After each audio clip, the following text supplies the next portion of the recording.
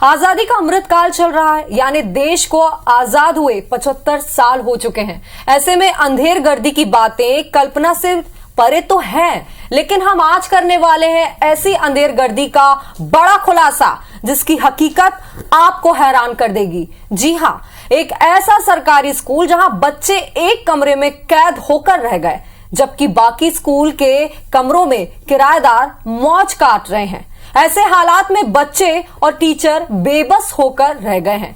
कौन है वो लोग जो कानून से बड़े हो गए हैं, और कौन है वो लोग जिनके सामने प्रशासन ने घुटने टेक दिए हैं? करेंगे पूरा खुलासा परत दर परत दिन भर।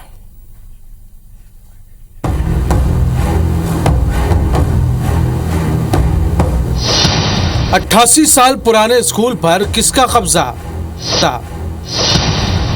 एक कमरे में क्यों सिमटा स्कूल? बच्चों को कब मिलेगी सुकून से बैठने की आजादी? आजादी के 75 साल बाद भी एक स्कूल है जो कैद है, अराजकता की बेड़ियों में जकड़ा है। यहाँ पढ़ने वाले बच्चे न तो सुकून से बैठ पाते हैं और न ही पढ़ पाते हैं। टेबल कुर्सी तो दूर, बच्चों को पैर फैलाकर बैठने की आजादी भी मैसर नहीं है। 1 से 5वीं तक की क्लास एक ही कमरे में चल रही है। बेतरतीब 2 कतारों के बीच टीचर का चलना भी दूभर है। जरा सोचिए, ऐसे हालात में बच्चे क्या पढ़ते होंगे, कैसी पढ़ाई होती होगी? आखिर ये मजबूरी, ये बेबसी क्यों है? क्या स्कूल में और कमरे नहीं हैं? अगर नहीं होते तो सवाल कुछ और होते, लेकिन यहां कमरे तो हैं, बस क्लासरूम नहीं है, क्योंकि स्कूल के बाकी कमरे किराए पर चढ़ा दिए गए हैं,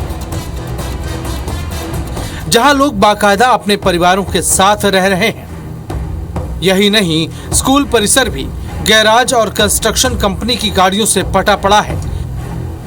ऐसे में बच्चे कमरे से बाहर भी आजादी से खेल नहीं सकते। बच्चों के बचपन का अहम हिस्सा तंग कमरे में ही कैद होकर रह गया है। आजादी के 75 साल बाद भी ऐसी तस्वीर कल्पना से परे है, लेकिन ये हकीकत है। आखिर किसने बच्चों के भविष्य के साथ खेलने की हिमाकत की है?